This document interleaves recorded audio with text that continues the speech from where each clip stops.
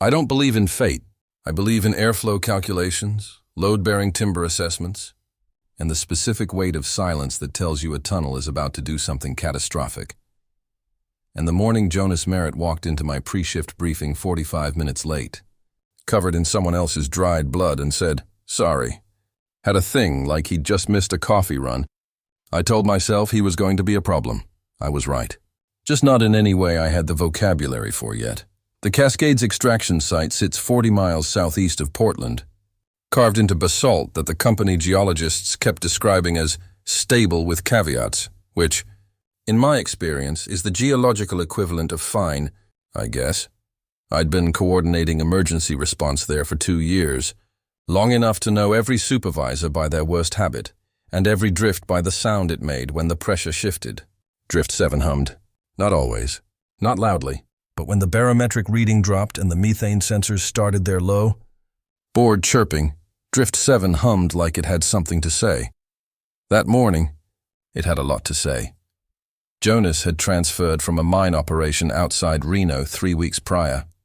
His paperwork was clean: EMTP certification, 2 years underground medical, 1 documented rescue incident where he'd kept a man with a crushed pelvis alive for 6 hours until extraction reached him.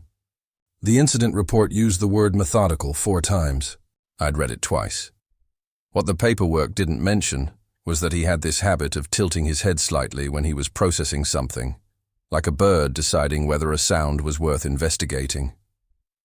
Or that he smelled like cedar and antiseptic in a combination that had absolutely no business being as distracting as it was in a pre-shift safety briefing. Navarro? My radio crackled. Sensor cluster in 7 just threw 3 simultaneous alerts. I looked up from the board. Jonas was already pulling on his gear.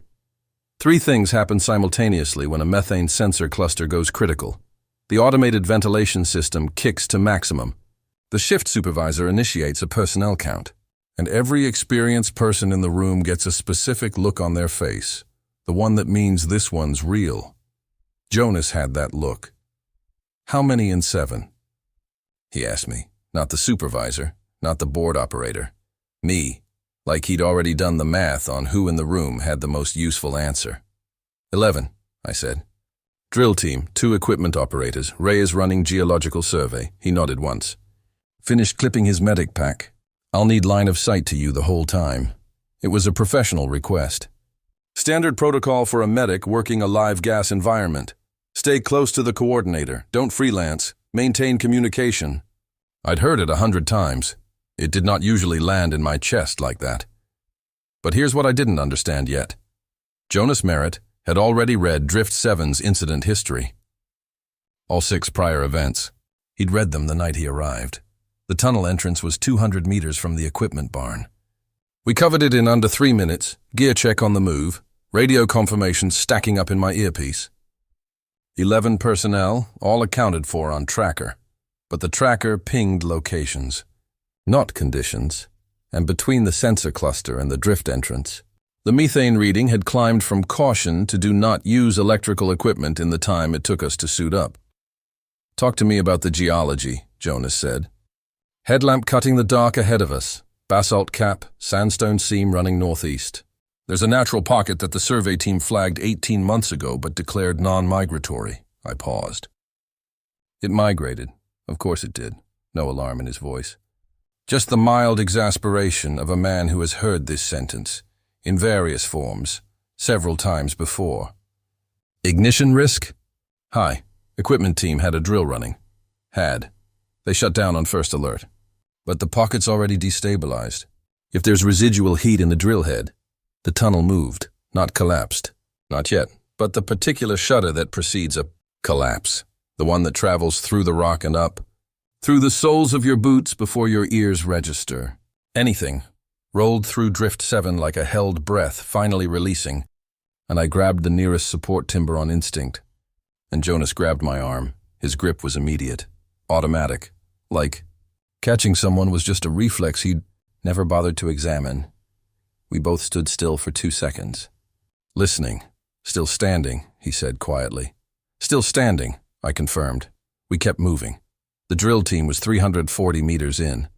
clustered near a side alcove that the Geological Survey had marked as a secondary egress in the event of primary blockage. Smart. Whoever had made that call, I found out later it was the team lead. A woman named Carver, who'd been underground for 15 years, had probably saved 4 lives before we even arrived. The other 7 were scattered. This is the part they don't put in the training materials. The part that lives between the protocol steps.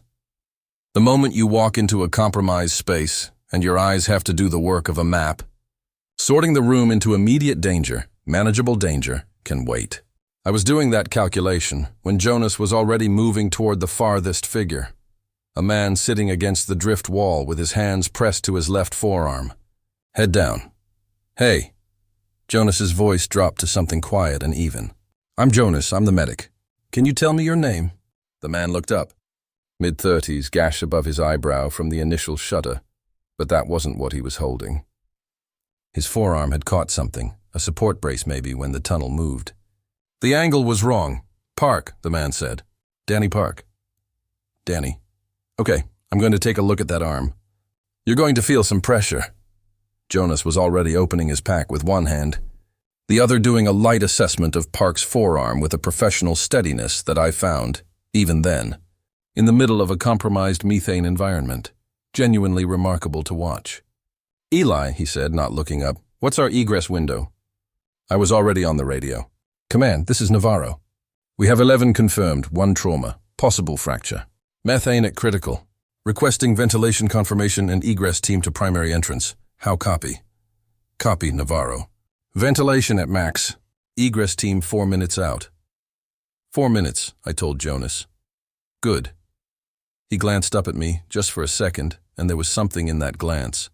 Not reassurance exactly, more like acknowledgement. Like he was confirming I was still there in the same way I'd been confirming the tunnel was still standing. Danny, I'm going to stabilize this. It's going to hurt for about 10 seconds and then it'll be better. Ready? Danny Park nodded. Jonas worked, but what I wasn't tracking, what none of us were tracking, was the temperature reading in the northeast seam. It was climbing. The thing about methane pockets is that they behave like pressure systems. They want to equalize. And when you have a destabilized pocket in a basalt sandstone formation with a residual heat source, the equalization is not gradual. It is not polite. It does not give you time to have feelings about it.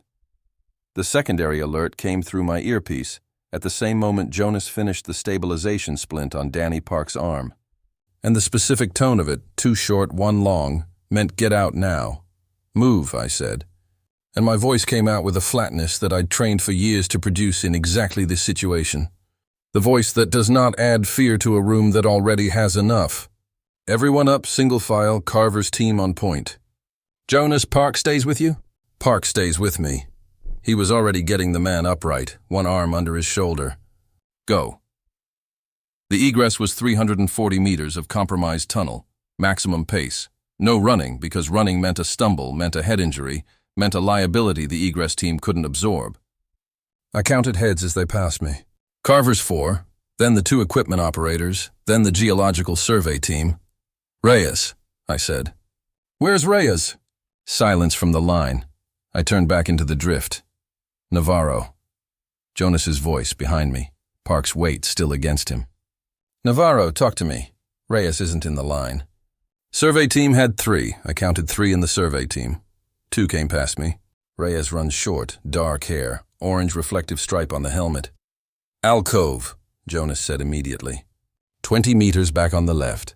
She was checking the secondary egress markings when we came through. I looked at him. I noticed things, he said. Not defensive about it, just factual. Go! I've got Park! Go! Elena Reyes was exactly where Jonas said she'd be. She'd twisted her ankle on a debris fragment and was trying to decide, with the calm pragmatism of someone who has been underground long enough to understand that panic is just wasted oxygen, whether she could make it out under her own power. She could not make it out under her own power. I got under her arm, and we made the remaining 300 meters in 2 minutes and 40 seconds, which I know because I was counting in my head to keep everything else out. The egress team met us at the entrance. Paramedics, fresh air. The specific gray light of an Oregon morning that had never looked so much like something worth protecting. I handed Reyes to the paramedics. Turned around. Jonas was sitting on a rock 15 feet from the entrance, parked beside him, finishing what looked like a secondary assessment. His headlamp was still on, throwing a small circle of light upward into the mist. He had tunnel dust in his hair and a smear of something across his left cheekbone, and he was saying something quiet to Danny Park that made the man exhale and drop his head back in relief. The tunnel, behind us, made a sound. It was not a loud sound. It was the sound of a very old structure deciding it had held long enough. A low, grinding sigh, and then a series of smaller percussions, and then the particular stillness that follows a collapse, which is not the same as silence. It's the absence of potential. The held breath, finally and completely released. Jonas looked up. He found my eyes immediately. Across the 15 feet and the paramedic activity and the egress team doing head counts, and he held them for a moment that was not professional and not procedural and not anything that belonged in an incident report. Then he looked back down at Danny Park and said, "Okay, let's get you to the trauma bay," and I thought, I am going to have to figure out what to do with that. The debrief took 4 hours. It always takes 4 hours. There are forms for the methane readings, forms for the personnel movements, forms for the tunnel assessment, forms for the medical interventions, and a supplementary form for any situation where a coordinator re-entered a compromised space, which meant there was a supplementary form about me, which Jonas filled out with the same methodical calm he brought to everything. Including, I noted, not looking at me while he did it. I got coffee from the break room. When I came back, he was still at the table, one form left, pen turning slowly in his hand. "You knew where Reyes was," I said. "I told you." "I notice things." "You notice things," I repeated. "In a methane-critical tunnel, during a personnel evacuation, you noticed the position of a specific team member you'd never worked with before." He looked up then. The pen stopped turning. I noticed several things. The room was empty.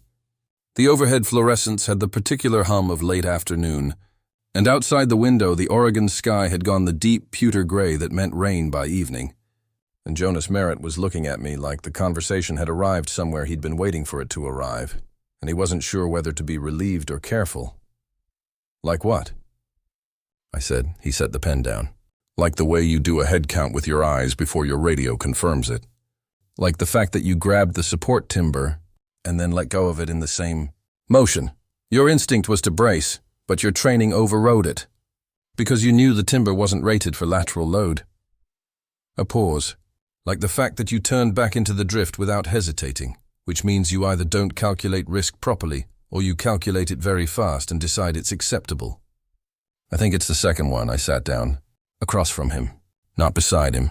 The table was long, there was room, but I sat across from him because that was the choice I made, and I was already aware I was making it.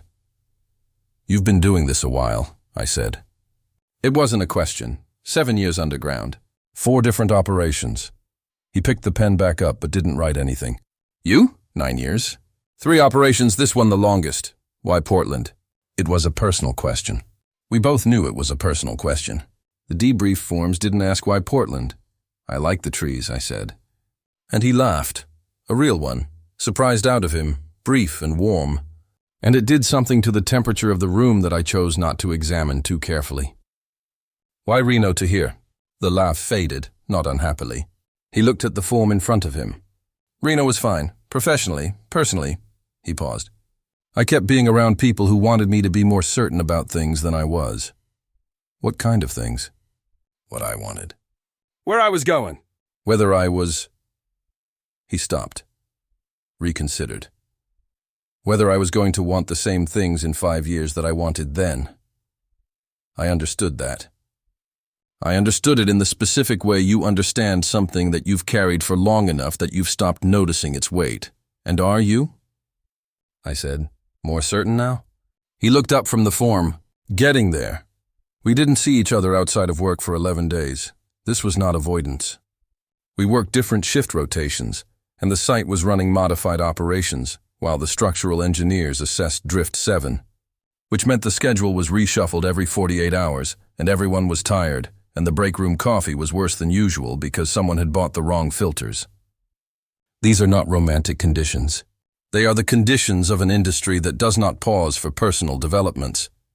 But there's a particular kind of awareness that develops in high-stakes shared environments, an attunement. Maybe the way you learn the sounds of a tunnel without meaning to. And by the 5th day, I could locate Jonas in a room without looking, by the particular quality of the quiet around him. By the 8th day, I'd caught him doing the same thing with me. On the 11th day, he left a coffee on my desk. Not a note. Not a text. Just a coffee from the good place in the town, 12 miles from site. The one with the hand-painted sign and the owner who always asked if you were staying safe underground. In the paper cup with the brown sleeve, still warm, sitting on top of my morning briefing folder. I drank it in 3 minutes and stared at the folder without reading it for approximately 7 more. The thing about competence, real competence, the kind that's earned underground over years of making correct calls under pressure, is that it's profoundly attractive and also terrifying. Because it means the person is paying attention, really paying attention, and there is no armor against someone who is genuinely paying attention to you. I texted him. "The coffee is a problem," he replied 4 minutes later. "How so?" "Because now I have to get you one back and I don't know your order. Medium drip, 2 sugars. "Not complicated. Everything about you is complicated." A pause. 3 dots appeared. Disappeared. Appeared again. Dinner. Saturday. Not complicated either. The restaurant he chose was a small place in southeast Portland. The kind with exposed brick and a menu that changed weekly and no music loud enough to compete with conversation. We were seated in a corner booth, which I suspected was not accidental. He ordered the salmon. I ordered the lamb. We talked for 3 hours, not about the mine mostly, about the city. He'd been exploring it in the deliberate way of someone who knows they're going to stay somewhere and wants to earn the right to claim it. He'd found the Japanese garden and the industrial stretch along the river and a bookstore on Burnside where the owner had strong opinions about Pacific Northwest literature that Jonas had apparently spent 90 minutes engaging with on a Tuesday. "Afternoon, you like books?" said. "I like people who care about things," he said. "Books are usually evidence of that." I thought about the man who'd read Drift 7's entire incident history the night he arrived. "What do you care about?" He considered this with the seriousness it deserved. Getting it right. Whatever it is. The medicine, the geology, he gestured, a small, inclusive motion. The situation. "I don't like doing things halfway. Does that extend to—" I stopped. "To?" I looked at him across the table. The restaurant light was warm, amber, the kind that makes everything look like a memory even while it's happening. And Jonas Merritt had the focused, open expression of someone who was not going to rescue me from the end of that sentence. "To this," I said. He reached across the table and put his hand over mine. Not a dramatic gesture, not a cinematic one. Just his hand, warm and certain, settling over my fingers in a way that said yes, to this especially. "I don't do things halfway," he said. I thought I'd made that clear. Outside, Portland had started to rain. Not the aggressive rain of the East Coast, but the soft, persistent Oregon kind that doesn't ask permission and doesn't apologize, just quietly saturates everything until it's clean. Through the restaurant window, I could see the street lights blurring in it, the reflections stretching long and amber on the wet pavement. "You okay?" Jonas said. It was simple. It was quiet. It was not the ritual check-in of the tunnel, but it rhymed with it. The same attention underneath, the same I'm asking because I genuinely want to know. "Yeah," I said. "I keep being." Something shifted in his face. Recognition. Me too. His thumb moved once across my knuckles. Unhurried. And we stayed like that while the rain came down outside, and the restaurant moved softly around us. And I thought about methane pockets and migration patterns and the things that are declared stable until they're not. And how the instability is sometimes the most honest thing. 3 weeks after dinner, the Drift 7 structural assessment came back, reinforceable, not condemned. The engineers had found the fault in the sandstone seam and proposed a rebar and shotcrete intervention that would take 6 weeks and add a rated safety margin of 40%. It was, in the understated language of structural reports, a favorable outcome given the parameters. I read it at my desk on a Thursday morning. Jonas was on shift, somewhere in the active drifts, doing what he did, noticing things, keeping people functional, running his quiet calculations about the weight of the space around him. I texted him, "7's salvageable." He replied, "Of course it is." Good bones. And then a minute later, "Dinner tonight? I found a place with better coffee than the break room." Everything has better coffee than the break room. I mean, considerably better. Life-changing. The kind of coffee that recalibrates your understanding of what coffee can be. I was smiling at my phone in my office at 8:47 in the morning, like a man who had completely lost his professional composure, and I found that I did not mind this at all. "Yes," I typed. "Pick me up at 7, already planning on it." 6 months later, the site safety officer installed a new monitoring cluster in Drift 7, upgraded sensors, real-time methane mapping, a display board at the entrance that tracked air quality continuously, standard post-incident upgrade. The installation crew left a small laminated card on the board that said Drift 7, active monitoring in the orange and white color scheme of the site's safety system.